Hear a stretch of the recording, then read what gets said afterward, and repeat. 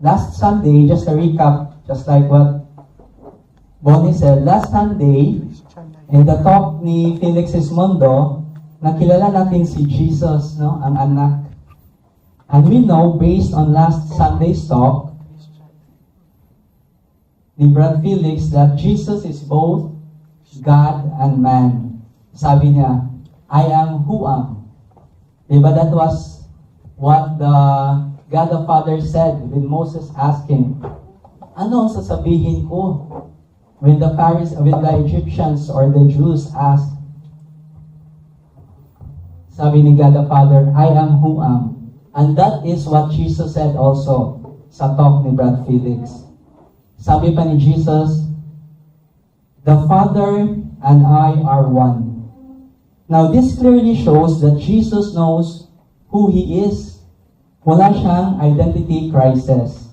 No?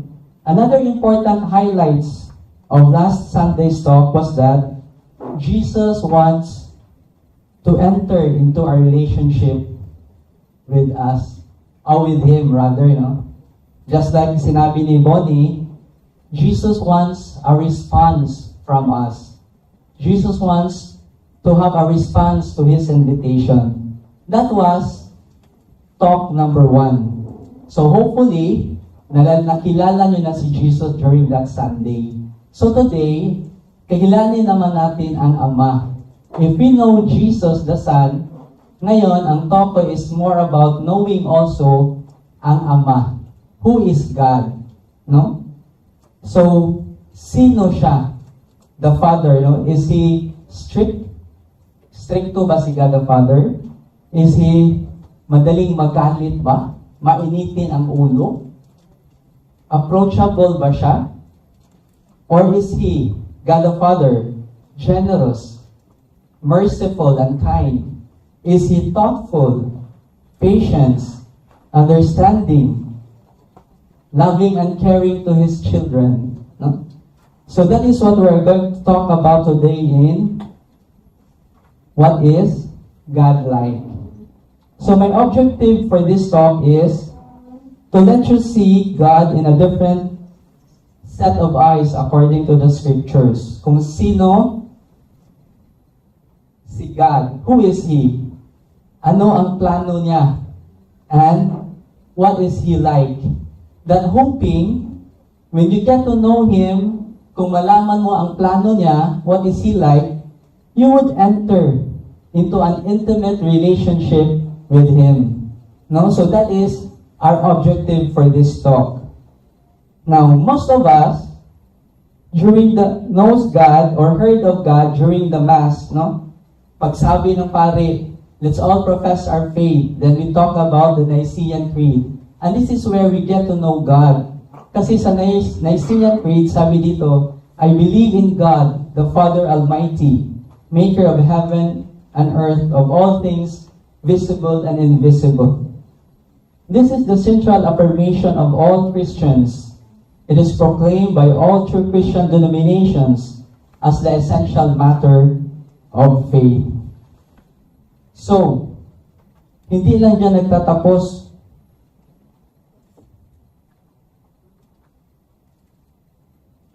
Every time we go to Mass, we profess our faith. No, we recite the Nicene Creed.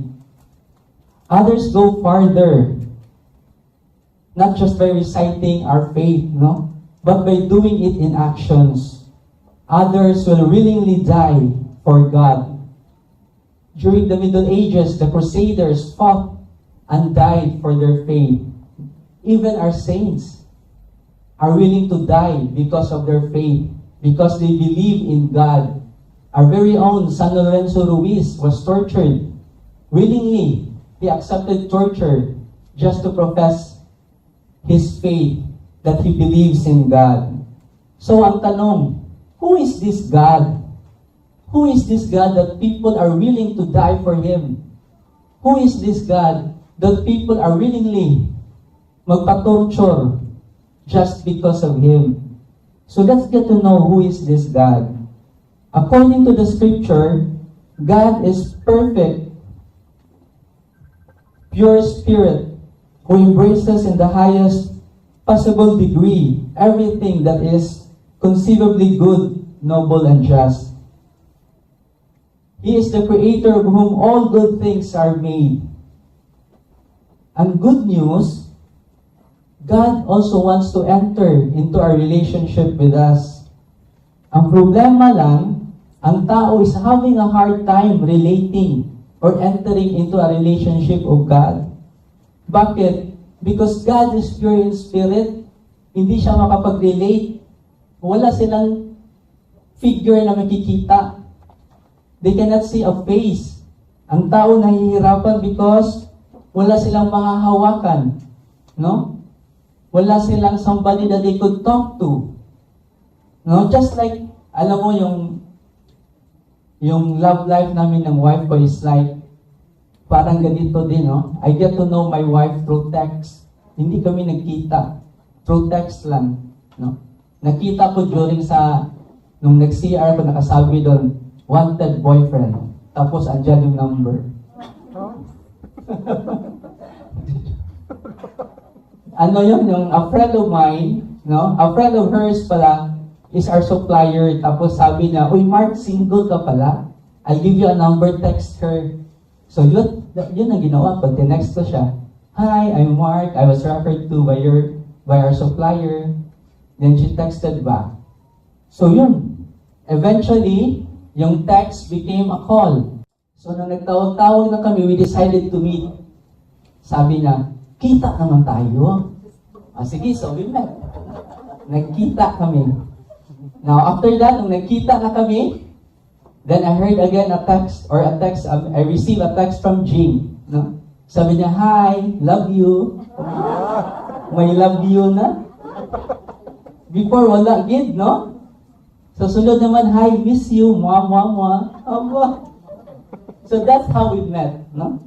So, the same din yan sa relationship with the Lord. God wants to have a relationship with us. Ang problema lang, wala makikita si Lord, no?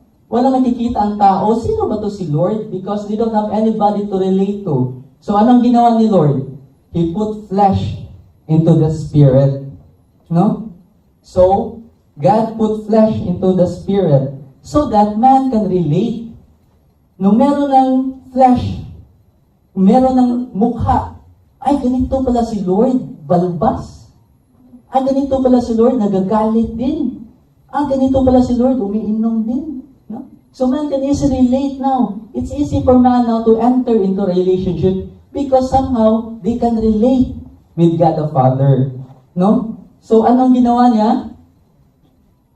He emptied himself and was born in the likeness of man through Jesus. So Jesus, sa talk number 1, is the same image and likeness of God the Father. Sabi nga sa talk number 1, the Father and I are one. So meaning, Jesus is God the Father.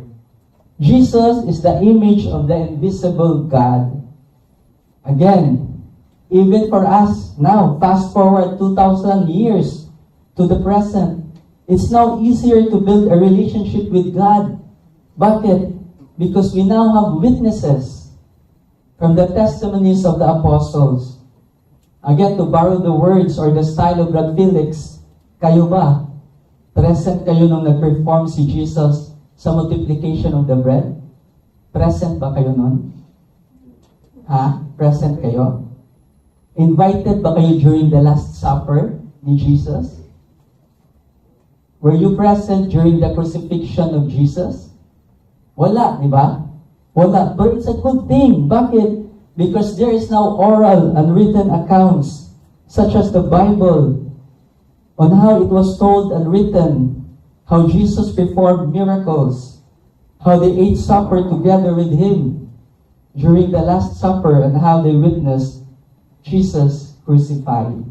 So it's easier for us now to relate because we now have witnesses na magsasabi, uy, ito si Jesus. We now have a Bible na nababasa natin. So again, who is He? Who is God? He is the God who came down to our level by letting Himself be born to the likeness of men in order for Him to have a relationship with us. God is Jesus. Remember that. God is Jesus. Whoever has seen me has seen the Father. No? So who is He?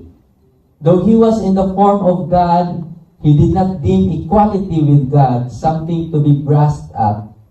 Rather, He emptied Himself and took the form of a slave born in the likeness of men. So, ang tanong, even King David was puzzled, questioning him, what is mankind that you are mindful of them?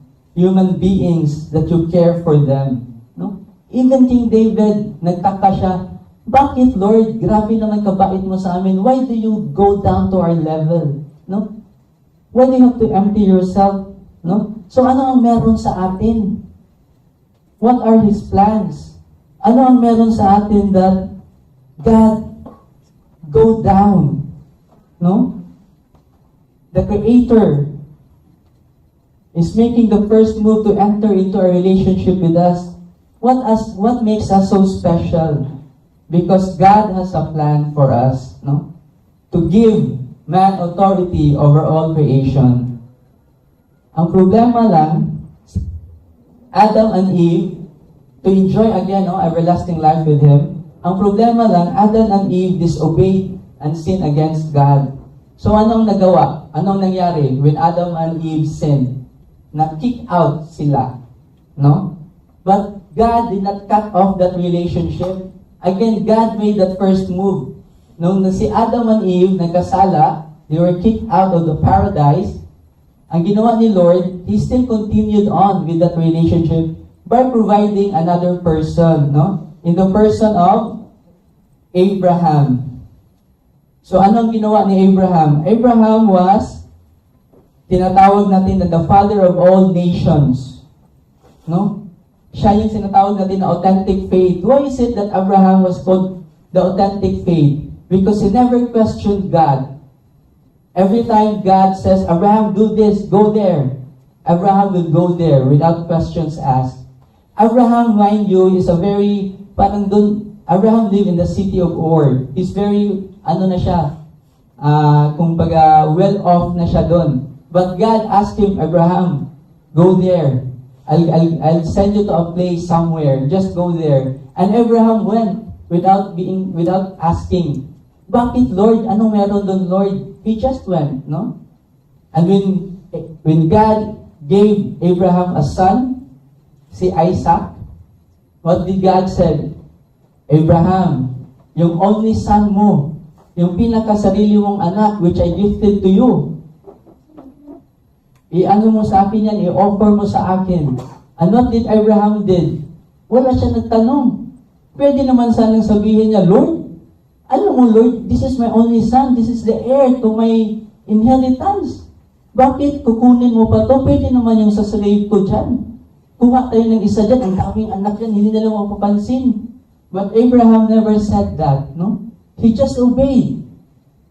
He just obeyed. He went to this Mount Sinai to what? Sacrifice Isaac.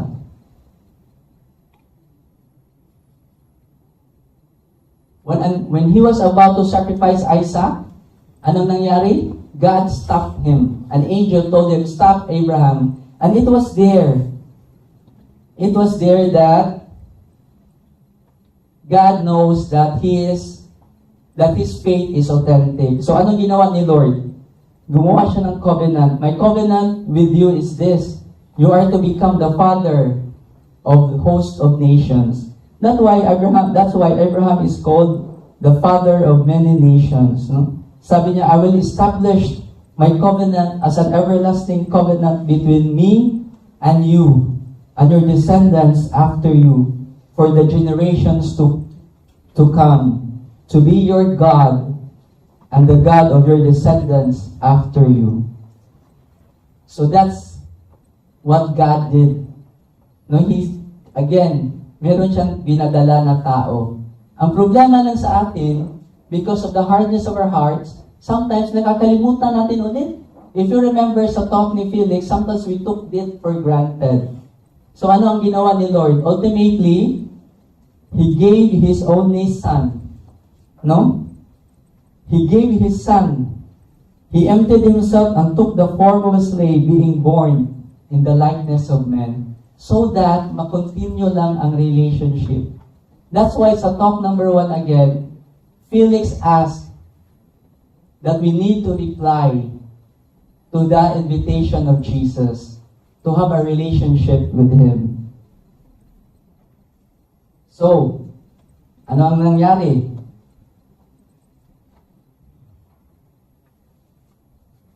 So again, who is Jesus Christ? Going back to our objective.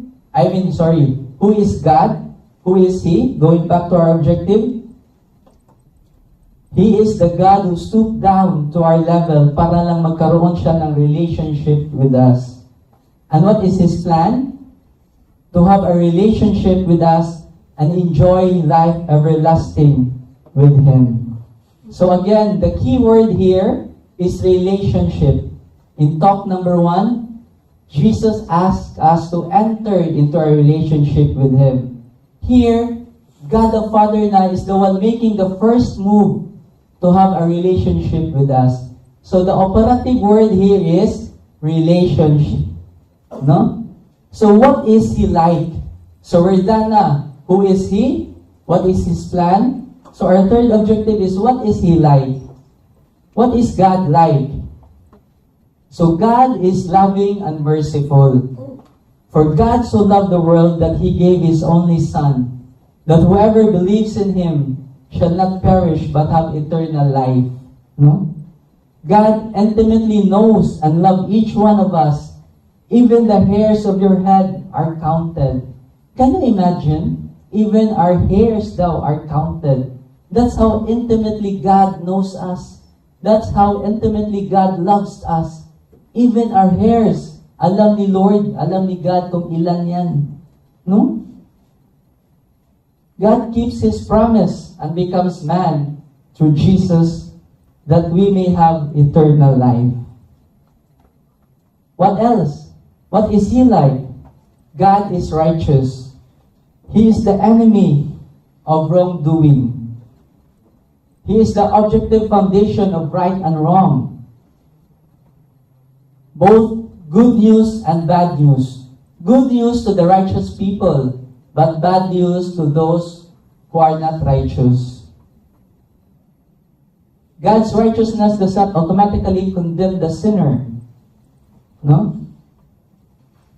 If you remember the adulterous woman, are you familiar with the story, the adulterous woman? Diba? During one of the gatherings, may nakita yung mga Pharisees na meron nakita silang isang babae na kasama yung lalaki na not his husband. Back then kasi, if you're together with a man, it should be dapat asawa mo yan or husband mo yan. Then he saw this woman, may kasamang lalaki na who was not his husband. Sabi ng Pharisees, oh, dalhin natin to kay Jesus. Then let's ask Him what will we do with her. But again, Jesus knows kung ano yung plano ng mga Pharisees. No, because the Pharisees knows, gusto nila anuhin si Jesus.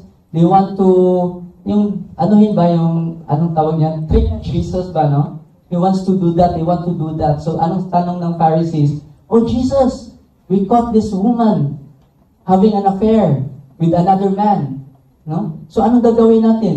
In the law of Moses, dapat we stone him to death. We stone her to death. No? Anong sabi ni Jesus? Okay, kung sino yung walang sala, may cast the first stone. So ano nangyari? Then one by one, they left. No, until such time, si Jesus na lang at saka yung babae ang naiwan. And when Jesus stood up, anong sabi niya? Oh, saan na sila? Then the woman said, wala, umalis lahat. Then sabi ni Jesus, okay, I also forgive you, but please don't sin no more. So it clearly shows here that Jesus loves the sinner but hates the sin. No? So it says here, the righteous does not automatically condemn the sinner. No? She does not condemn the sinner. Hindi niya kinondemn kagad. Hindi niya sinabi, sige, let's stone her to death. No. Jesus did not say that. No? So, ano yung situation again today of this world because of the hardness of our heart? No? Because time and time again, although we've learned that God wants to have a relationship with us, then we entered into a relationship with Him, then again, from time to time, because of the hardness of our heart, nagkasala ulit tayo. Anong nangyari? What are we doing about it? No? The situation of the world. Because of the hardness of our heart, we still continue to turn away from Him. In spite of God extending His hand to us, in spite of giving His only Son to us, so that the result is God is absent in our lives. So ano nangyari kung absent si Lord? There are serious disorder, war, civil unrest. There are riots, lootings, poverties, hunger, corruption, murder, and abortion. No? So personal level natin, if God is absent in our lives, ano ang mangyayari? There's loneliness, depression, fear, insecurity, mistrust, suicide or addiction. No? And anong ginawa natin? What are we doing about it? We created organizations like the UN, ASEAN, precisely to answer to the problems that we have created. Bakit na arise yung problem na yun? Because we did not seek God during those planning. No? So anong ginawa natin? We enacted laws to address those problems. No? We created technologies, enacted laws because of like the same-sex marriage, divorce bill, etc., etc. So again, what are we doing? We made man-made religion, New Age religion, political ideologies. So what is the outcome of this of what we created without God putting in the mix? Ano yung outcome? Continuous spiritual and social deterioration of man. No? We are not succeeding because all of this are based on man's wisdom. So anong sabi ni Lord? Our human efforts apart from Him will prove useless because I am the vine, you are the branches. If you remain in me and I in you, you will bear much fruit. Apart from me, you can do nothing. No? So ano ang solution? What is our solution?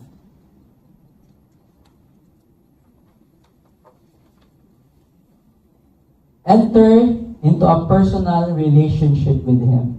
We need to enter into a personal relationship with Him. No?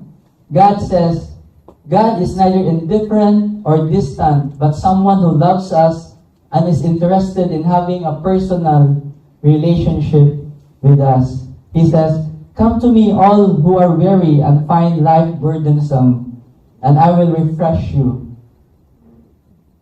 Here I stand knocking at the door. If anyone hears me calling and opens the door, I will enter into his house and have supper with him, and he with me. This relationship has to be mutual, ladies and gentlemen. God will not force us to enter into our relationship with Him. It should be us willing. It should be us saying, yes, Lord, I want to have a relationship with you. No? So, just a reminder or just a warning. No? God's invitation will not go unnoticed by the evil ones. No?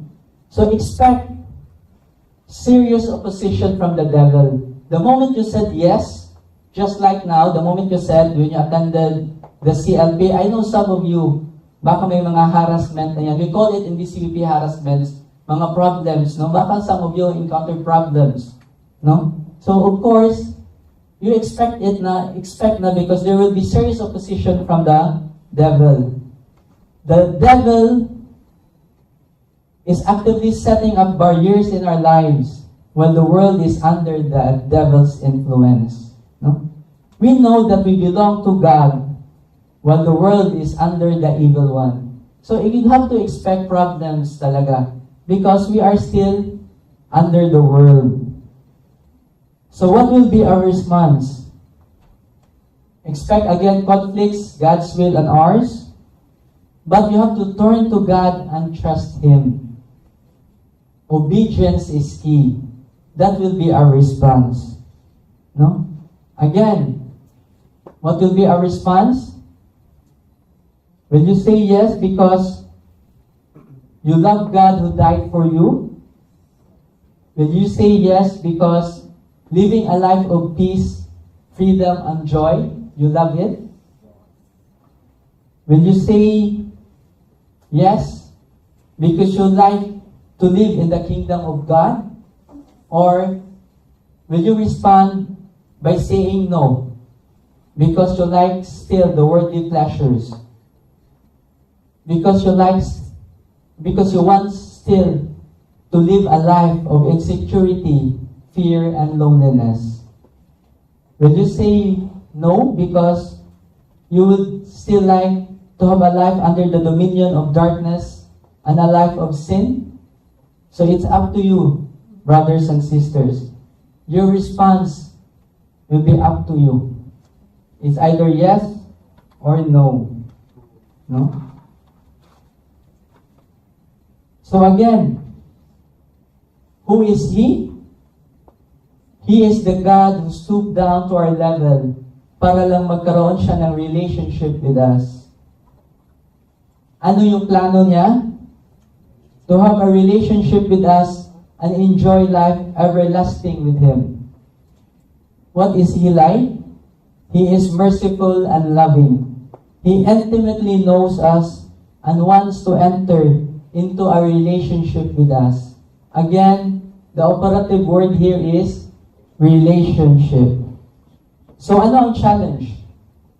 Enter into a relationship, personal and intimate relationship with God.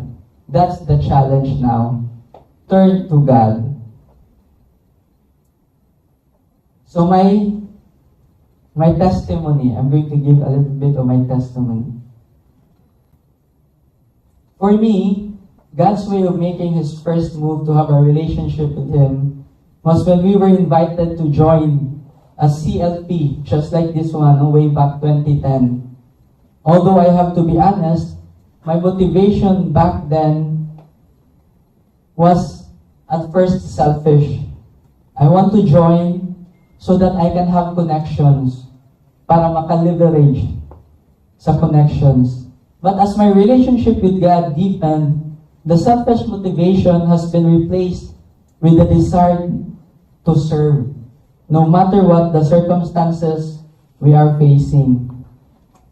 Through teachings, interactions, the sharings during breakfast and action group meetings from fellow brothers and sisters of ours, the daily prayers, my alone time with God, had led me to a deeper relationship with Him.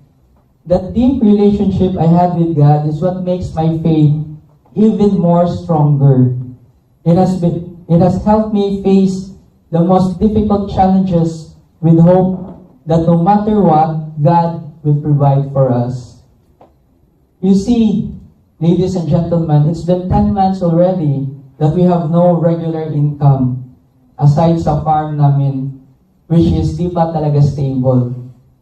My wife used to work as an OFW, but umuwi siya noong November of last year. And di na bumalik. So officially, we are now part of the statistics of the unemployed. And yet, lo and behold, we are able to pay our monthly obligations and provide for the needs of our children. On how we were able to do it, I have stopped rationalizing. I have learned to trust God's providence and surrender everything to Him. We are literally living on a prayer. We survive out of the generosity of others. The good side about it is that every day we get to witness God's grace and generosity. Every day we get to experience how He loves us unconditionally. Do I deserve being showered with His graces and blessings? I believe the answer is yes. As to the why, it is because I have a deep relationship with God. How did I come to receive such reward? His unconditional love, generosity, mercy, and grace? Very simple. I just said yes to His invitation. The rest, as they say, is history. So how about you, brothers and sisters? Will you say yes to His invitation? So again, the answer is up to you. Thank you very much, and to God be the glory.